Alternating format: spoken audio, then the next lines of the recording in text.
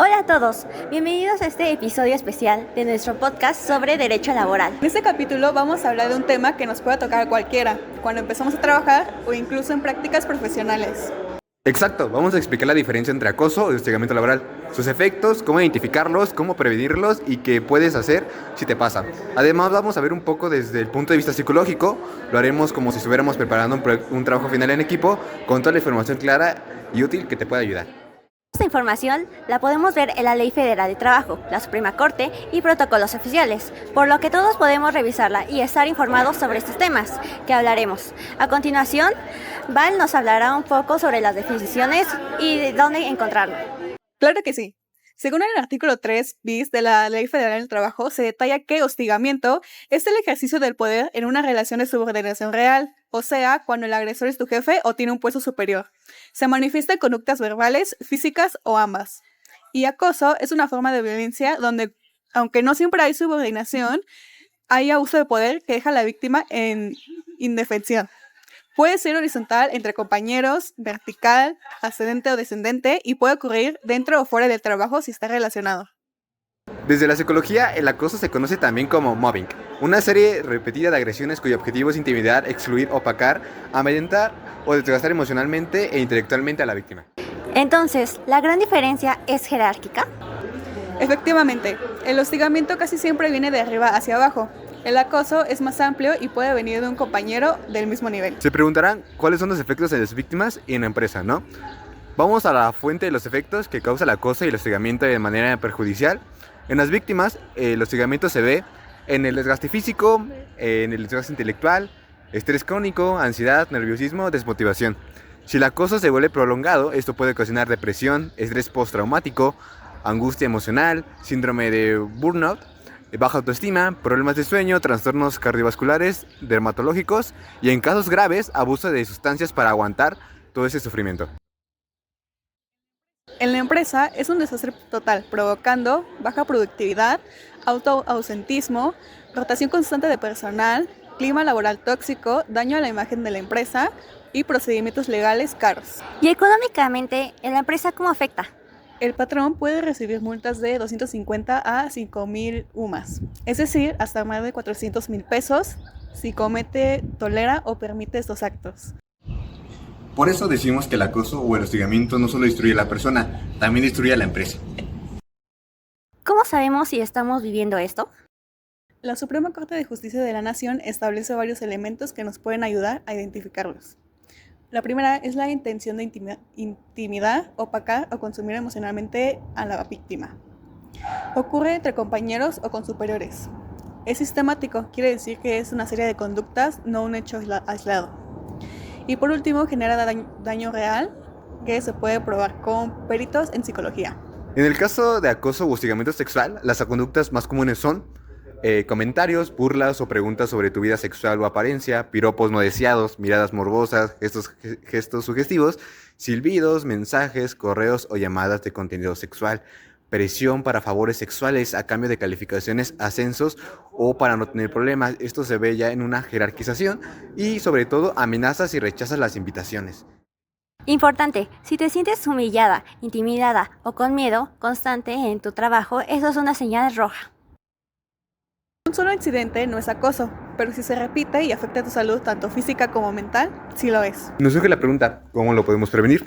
Para prevenirlo, todos podemos hacer un trato educado, respetuoso siempre, generar relaciones de confianza, aclarar malentendidos de forma cordial y no hablar mal de los compañeros a sus espaldas, hacer críticas constructivas, respetar la vida personal de los demás y sobre todo destacar lo positivo de los otros trabajos. A nivel de empresa es fundamental contar con protocolos claros, una persona consejera, un comité de ética, capacitaciones constantes. La prevención siempre es más barata que enfrentar demandas y multas. Si estás sufriendo acoso u hostigamiento, documenta absolutamente todo: correos, mensajes, capturas, memorándums, evaluaciones injustas, grabaciones, siempre y cuando sea legal y con nombres de testigos.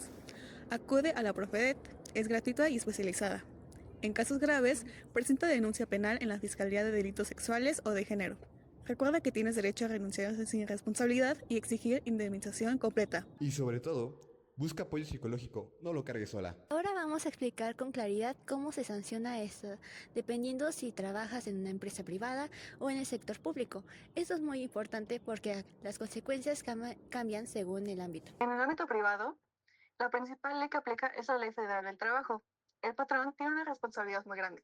Según el artículo 994, fracción 6, se le puede poner una multa desde 250 hasta 5,000 veces la UMA, lo que puede superar los 400,000 a más de 500,000 pesos por cometer, facilitar o simplemente tolerar actos de acoso u hostigamiento sexual. Si el trabajador demuestra el acoso u hostigamiento, puede denunciarse la responsabilidad como si hubiera despedido injustificadamente y exigir 3 meses de salario, prima de antigüedad, que son 12 días por año trabajado, y prestaciones completas y salarios vencidos. El agresor, directo, jefe o compañero, puede enfrentar denuncia penal por acoso sexual, Código Federal del Estado, con apenas 3 meses o a 3 años de prisión, que pueden aumentar si hay subordinación. La empresa también puede ser obligada a implementar protocolos o capacitaciones como parte de la sanción. Es decir, en el ámbito privado, la empresa paga caro por no actuar. En el ámbito público, como gobierno, instituciones públicas, dependencias, aquí las cosas se ponen más estrictas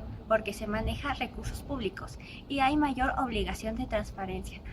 Además, las multas de la Ley Federal de Trabajo entran en juego el órgano interno de control, el comité de ética y la persona consejera. Las sanciones administrativas pueden ser muy duras: amonestación pública, suspensión del cargo, destitución, multa económica, incluso inhabilitación, en donde no pueden volver a trabajar en ninguna institución pública por varios años. Si el agresor es servidor público y abusa de su posición, la pena penal aumenta y además puede ser destituido e inhabilitado directamente. El procedimiento es más estructurado. La víctima puede acudir primero con la persona consejera, luego pasa al comité de ética y finalmente al órgano interno de control, que investiga y sanciona. En resumen, en lo público hay más instancias de control y las sanciones suelen ser más rápidas en el aspecto administrativo, como la destitución, mientras que en lo privado el enfoque principal son las multas económicas fuertes y la indemnización al trabajador. En ambos casos, lo más importante es que el patrón o la institución no puede hacerse de la vista gorda. Tolerar estos comportamientos les genera responsabilidad directa. En breve les contaremos un caso práctico. Es un caso muy representativo donde se basa en situaciones comunes que se atienden. María, de 32 años, trabaja como coordinadora de marketing en una empresa mediana del sector privado en la Ciudad de México. Su jefe directo, un gerente de 48 años, comenzó con bromas sobre su ropa, apariencia y luego pasó a enviar mensajes por WhatsApp fuera de horario con insinuaciones sexuales, comentarios sobre su vida personal. Cuando María rechazó la invitación a cenar, las cosas empeoraron. Empezó a darle evaluaciones negativas injustas, le asignaba tareas imposibles con plazos muy cortos y comentaba con otros compañeros que no era confiable. María se sintió cada vez más ansiosa, con problemas de sueño, miedo de ir al trabajo. Decidió documentar todo. Guardó más de 40 mensajes, capturas de pantalla, correos con retroalimentación contradictoria y habló con compañeras que habían presenciado algunos comentarios. Después de un episodio especialmente humillante en una reunión, donde el jefe hizo un comentario de doble sentido frente a todo el equipo, María renunció y acudió primero a Profedet. Luego presentó una denuncia penal en la Fiscalía de Delitos Sexuales. Como resultado, tenemos que la empresa fue multada por la STPS por tolerar el hostigamiento. María recibió su indemnización completa, que son 3 meses de salario, prima de antigüedad y prestaciones. El jefe enfrenta un proceso penal por acoso sexual, con agravante de subordinación, y la empresa tuvo que implementar protocolo antiacoso y capacitaciones obligatorias. Este caso demuestra que documentar es clave y que la ley sí protege a las víctimas cuando actúan con evidencia. Maestra, ¿usted qué opina o qué consideración tiene cuando se menciona hostigamiento o acoso laboral?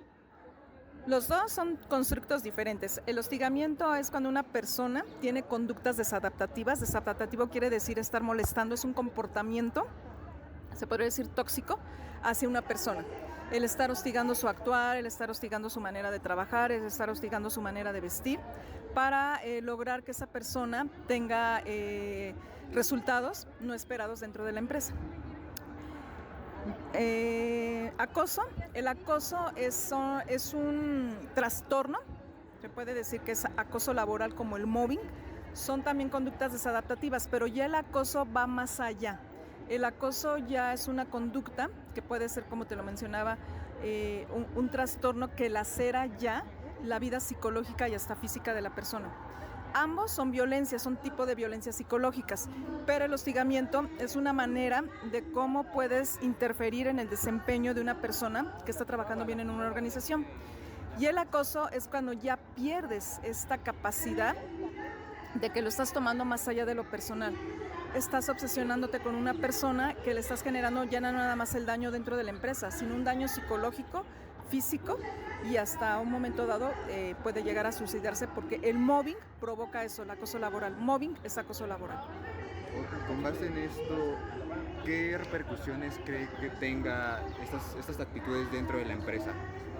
Son devastadoras cuando los altos mandos o la persona encargada del equipo de trabajo toma acciones positivas. Si no se llegara a tomar una decisión del por qué está habiendo un hostigamiento o un acoso, que no es lo mismo, el ambiente laboral o el clima organizacional empieza a lacerar. Y es ahí en donde empieza esta desfragmentación. Si más que en un equipo que había cohesión, empieza una desfragmentación que no ayuda. Entonces yo creo que ahí la parte importante es tener especialistas sobre comportamiento, psicólogos cognitivos, trabajadores sociales y gente que pueda ver cuáles son los principales hallazgos de que está sucediendo este tipo de conductas. ¿Sí? ¿Usted cree que en la UNAM haya muy presente el acoso o el hostigamiento? Sí, por supuesto. Somos organizaciones y en todas las organizaciones las hay.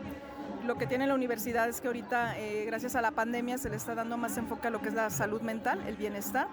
Y si hay estas prácticas, a nosotros nos representa la Defensoría de Universitarios, la Defensoría de Derechos Universitarios, en donde nosotros como trabajadores o miembros de esta comunidad tenemos esa instancia para demandar. Y sí hacen caso a las demandas. ¿Cree que sea muy vistoso estas herramientas o estas instancias para ayudar aquí, en este caso de la UNAM, en caso de acoso? No hay tanto la divulgación. Aquí en la facultad ya empezamos a hacer ese tipo de prácticas, que se divulgue cuáles son las instancias pertinentes para evitar justamente este tipo de hostigamiento y acoso. En la universidad están trabajando en eso, lo veo más antes que de pandemia. Después de la pandemia sí hubo un cambio radical, porque ahora con la perspectiva de género y todos estos elementos que están pasando en las organizaciones, creo que es importante que les den este tipo de seguimiento. ¿Y qué medidas cree que serían necesarias para prevenir el acoso o el hostigamiento? Desde el aula. Creo que desde el aula enseñar a nuestros estudiantes a detectar cuáles son esos focos rojos, darles temas como burnout, mobbing, bullying, comparando con el bienestar, con el engagement, con una adecuada cultura organizacional y clima organizacional, que ellos conozcan qué son estos temas, que no los desconozcan, que ellos detecten desde temprano qué tipo de conducta está generando el hostigamiento y el acoso. Usted, si tuviera a un alumno o un colaborador en esta situación, ¿qué le recomendaría hacer? Por supuesto, primero hablar con él. Claro, si él me lo permite, nunca puedes obligar a una persona que te diga lo que siente y ofrecerle ayuda.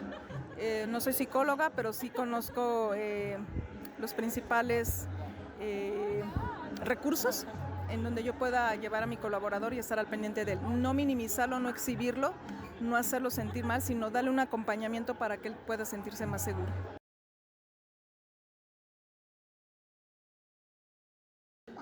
La primera pregunta es, ¿usted qué opina del acoso y el hostigamiento laboral aquí en la UNAM? En la UNAM, pues es algo que todavía persiste, a pesar de todas las reglas y normas y lo que hemos tratado de evolucionar, pero desafortunadamente todo persiste. Esto tiene que ver también a que la mayoría de personas que están a cargo de ciertas áreas en específico son personas adultas, ¿no? Y que son parte de la vieja escuela, entonces que creen que ejerciendo cierto tipo de castigos o presión, la gente va a funcionar mucho mejor en los empleos. Y pues no funciona eso. ¿Usted qué herramientas implementaría para evitar el acoso o el hostigamiento? Hay maneras en las que tú puedes dar a notar al personal que estás percatándote de acciones que no están bien dentro de la organización, dentro del trabajo que ellos están haciendo, sin que parezca acoso y sin que parezca una agresión. Un claro ejemplo es, por ejemplo, si alguien empieza a llegar tarde y su hora de entrada es, por ejemplo, a las 8 de la mañana y empiezan a llegar a 8:15, 8:20, pues en lugar de regañarlos, reclamarles o decirles, pues es como de, oye, ¿está todo bien? No, pues que sí, porque es que noté que hoy llegaste un poquito tarde, pues nuestra hora de entrada es a las 8, entonces pues quería ver si estabas bien.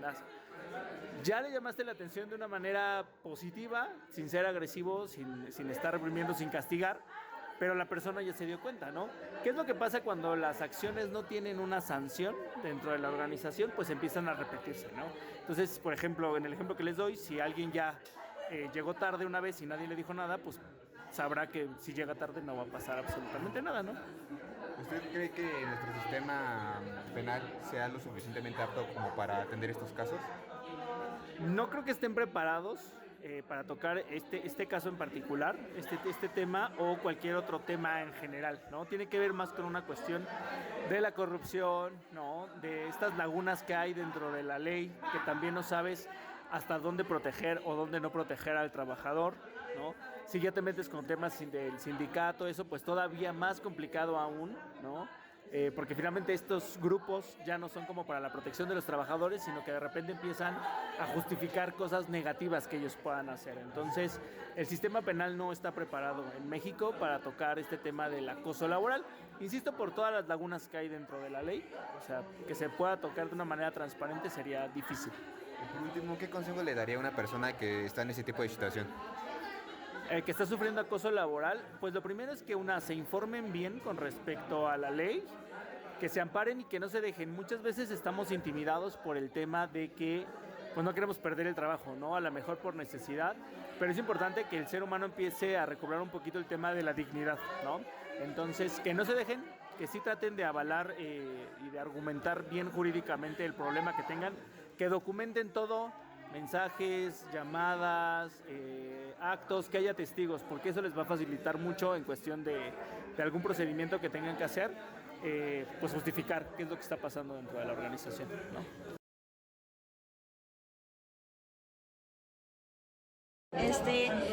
¿Sabes a dónde o a quién acudir si alguien se encuentra en una situación de acoso o hostigamiento aquí en la UNAM? Sí, hay un comité de ética integrado por diferentes autoridades con las cuales puedes llevar a cabo estas denuncias o inclusive a través del buzón correspondiente. Ok. ¿Qué medidas crees que serían necesarias para prevenir y erradicar el acoso y el hostigamiento laboral en la UNAM? Existen varias formas. Una de ellas es la capacitación continua y otras son campañas de difusión que normalmente realizan la UNAM por diferentes medios, ya sea redes, ya sea los carteles que se ponen en las diferentes zonas, y con eso previenes esos temas. Y con esto cerramos el expediente del día de hoy. Ya se la saben, manténganse informados, cuiden sus derechos y no dejen que les den gato por libre. Y por favor, escuchen nuestro próximo episodio Chismeando con Datos. Hasta la próxima.